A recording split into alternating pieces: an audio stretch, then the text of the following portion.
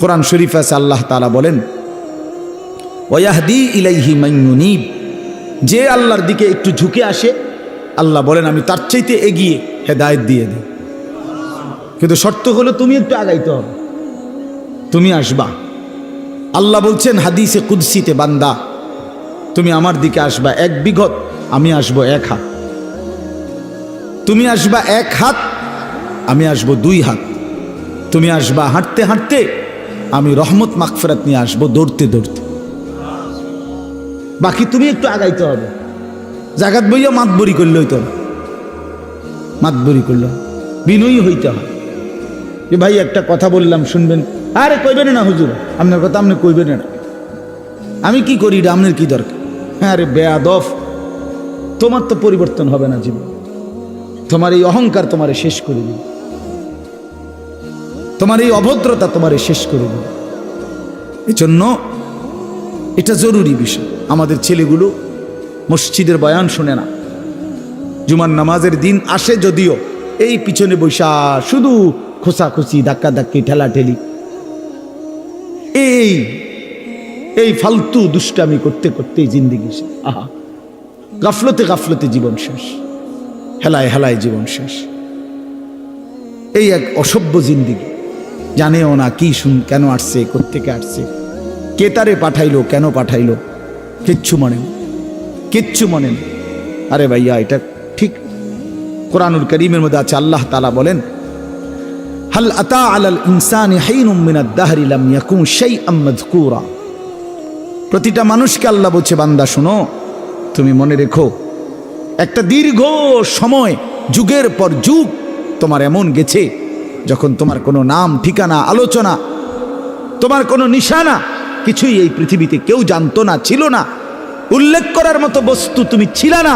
কিন্তু আমি আল্লাহ একাই তোমাকে দীর্ঘ সময় লাগায়া এই জমিনে আমার এই সৃষ্টিতে তোমারে সংরক্ষণ করেছি। তুমি প্রথম মাটির মধ্যে ছিলা, মাটির অস্তিত্বের মধ্যে আমি আল্লাহ তাআলা সেখানে তোমাকে সংরক্ষণ করেছি, কেউ জানতো না। তুমি খাদ্যের মধ্যে ছিলা, খাদ্যের উপাদানের মধ্যে তোমার অস্তিত্ব ছিল, কেউ জানতো না। একদিন নির্দিষ্ট পরিমাণ খাদ্য তোমার বাবা ভক্ষণ করেছে, সেখান থেকে আমি আল্লাহ নির্দিষ্ট পরিমাণ বীর্যের ফোঁটা তৈরি করেছি। একদিন বাবা মায়ের মিলনে উভয়ের মিশ্র বীর্য একত্রিত করে মায়ের জরায়ুতে আমি আল্লাহ স্থাপন করেছি। সেখান থেকে আরো 10 মাস লাগায়া ধীরে ধীরে পর্যায়ক্রমে আমি আল্লাহ তোমাকে এই পৃথিবীর আলোর মুখ দেখাইছি। তো এই লম্বা সময় তুমি মাটি আকারে ছিলা, খাবারের কণিকা হিসাবে ছিলা, বাবার বীর্য হিসাবে ছিলা, মায়ের জরায়ুতে স্থানান্তর হইলা। সেখান থেকে ধীরে ধীরে 10 মাস পরে তোমারে আমি এই পৃথিবীর আলো দেখাইলাম। তুমি একটাবারও জানতে চাইলা না যে এত লম্বা সময় লাগাইয়া মাওলা আপনি আমারে কেন বানাইলেন? একবারও কি ভাবা উচিত ছিল না? সামনে যা পাইলাম তাই করলাম, সামনে যা দেখলাম তাই করলাম।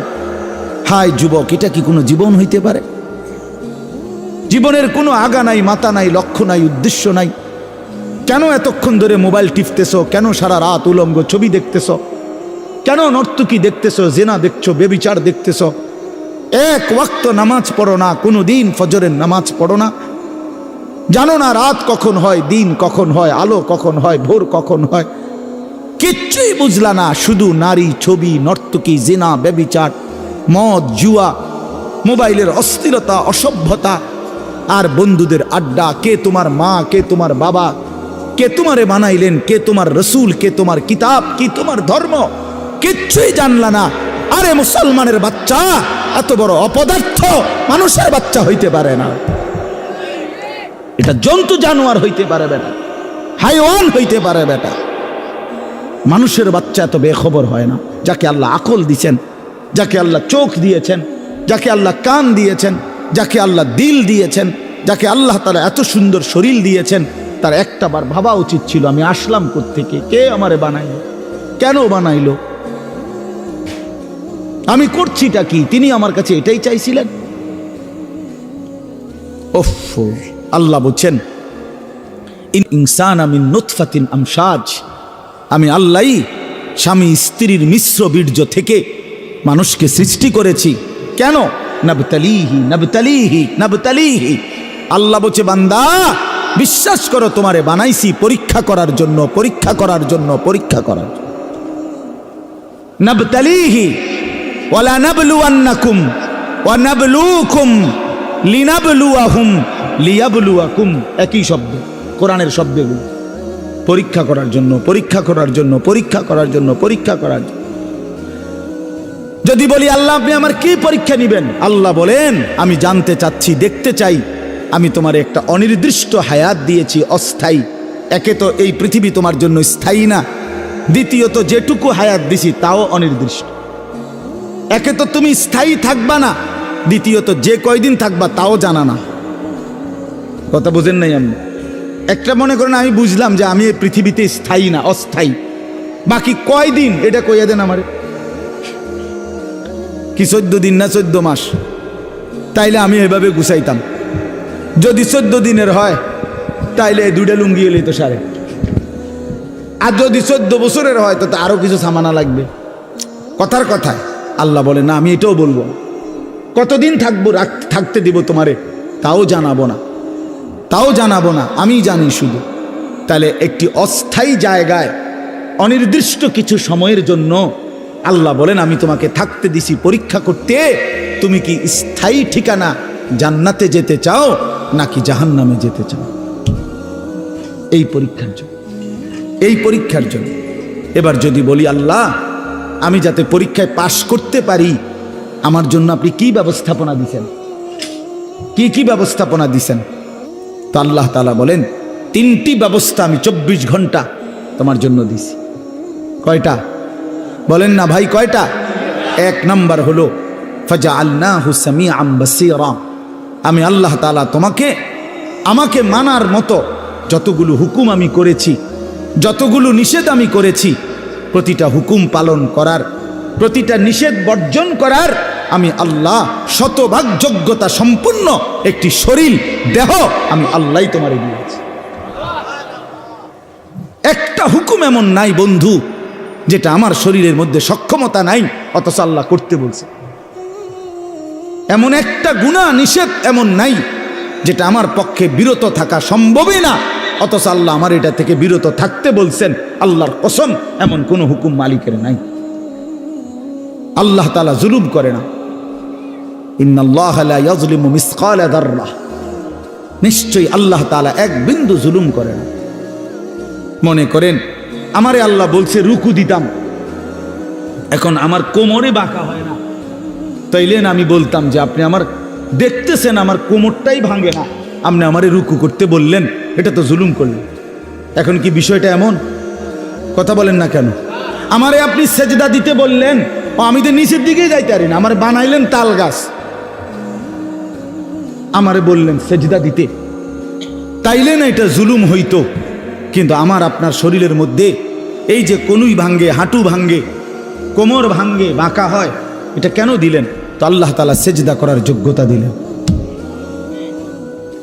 তার একটি বিধান বলেন, একটি, ওযু, গোসল, নামাজ, রোজা, হজ, যাকাত, জিকির, তেলাওয়াত, দান, সাদাকা, গুনাহ থেকে বাঁচা, হারাম থেকে বাঁচা, চুরি, ডাকাতি, জিনা, ব্যভিচার, মদ, জুয়া, সুদ, ঘুষ, অশ্লীলতা, বেহায়াপনা থেকে ফিরে আসা, কোনটার যোগ্যতা আমার শরীরের মধ্যে নাই? যে আমার চোখটার এমন অবস্থা যে আমি যদি কোনো বেডির দিকে চাই তা আর নামাইতে পারি না চোখ, এমন তো সমস্যা কি? এমন যদি হয়তো হুজুর আমি একবার যদি চোখ উঠাই কবে 30 মিনিটের কমে আর নেই নামাইতে পারি না, তাইলে না একটা বড় অসুবিধা হইতো। বলেন তাহলে আমরা যদি উপরের দিকে তাকাইতে পারি তো নিচের দিকে চোখ নামাইতে পারি না? পারি কি না বলেন না? তো সমস্যা কি? সমস্যাটা কোথায়? সুদ আল্লাহ নিষেধ করছেন, তো ব্যবসা কি আল্লাহ হালাল করে নাই? তো ভিন নারী দেখতে কি নিষেধ করছেন, তো একজন পবিত্র স্ত্রী গ্রহণ করতে কি অনুমতি দেয় নাই? তো সমস্যা কোথায় বলেন? অর্থাৎ আল্লাহ তাআলা বলেন বান্দা আমি একটি হুকুম এমন দেই নাই যা তোমার শরীরের সাথে মানানসই নয়, এমন হয় না। তুমি শতভাগ পারবা এই যোগ্যতা দিয়েই আমি আল্লাহ তোমার দেহ বানিয়েছি। ফিতরাতাল্লাহিল্লাতী ফাতারান নাসা আলাইহা, 2 নম্বরে আল্লাহ বলেন ইন্না হাদাইনাহুস সাবিলা, এটার মধ্যে 2টা, 2 এবং 3। আল্লাহ তাআলা বলেন তোমারে আমাকে মানবার যোগ্যতা সম্পন্ন একটি শরীর যেমন দিয়েছি, এবার আমি আল্লাহ দ্বিতীয় এবং তৃতীয় 2টা ব্যবস্থা করছি। একটা হলো তোমারে বুঝাইবার জন্য 24 ঘন্টা আমি আল্লাহ এক জামানা নবী রসুল, এরপরে নবী রসুলদের পরবর্তীতে ওলামায়ে কেরাম সর্বযুগে তোমার সামনে রাখছি, যারা তোমারে আখিরাতের রাস্তা, পরীক্ষায় উত্তীর্ণের রাস্তা, জান্নাতের রাস্তা বুঝায় দিবে, বলে দিবে এমন উপযুক্ত রাহবার, পথ প্রদর্শক, এমন উপযুক্ত আলেমে দ্বীন আমি আল্লাহ তোমার জন্য রেখেছি। বলেন এখানে একজন বয়স্ক লোক বলেন আজ থেকে 30 বছর আগে, 50 বছর আগে আপনি শুনছেন যে 1 বছর এরম হয়েছে, সকালে উঠতে মানুষে দেখছে যে দেশে কোনো হুজুর নাই? 1990 সালে এরকম একবার হয়েছে, হ্যাঁ কথা বলেন। 1986 সালে একবার এরকম হয়েছে নাকি? এমন ঘটনা ঘটছে কখনো? না, ঘটে নাই। এমন ঘটনা ঘটে নাই। আল্লাহ তাআলা তার জমিনে তার প্রতিটি বান্দাকে বুঝাবার জন্য উপযুক্ত আলেমে দ্বীন এই জমিনের মধ্যে রেখেছেন। 3 নাম্বার হলো আল্লাহ তাআলা বলেন আমি বুঝবার জন্য তোমার সামনে 24 ঘন্টা সর্বসময় আমার আসমানি কিতাব কোরআন তোমার সামনে রেখেছে।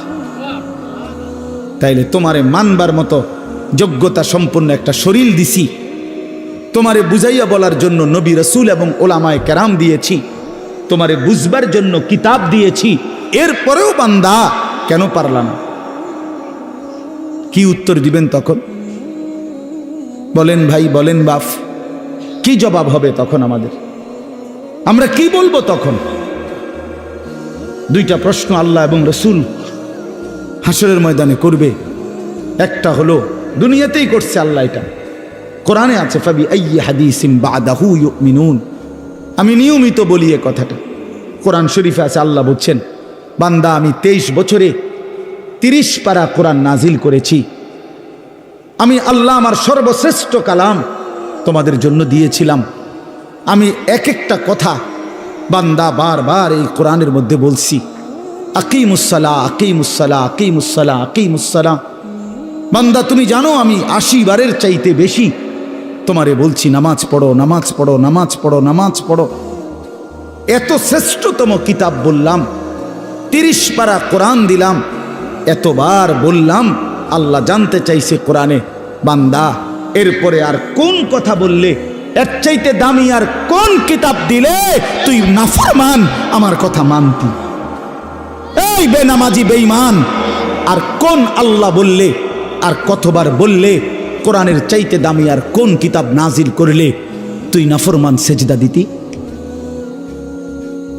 বলেন। আল্লাহ জানতে চাইছে কোরআন।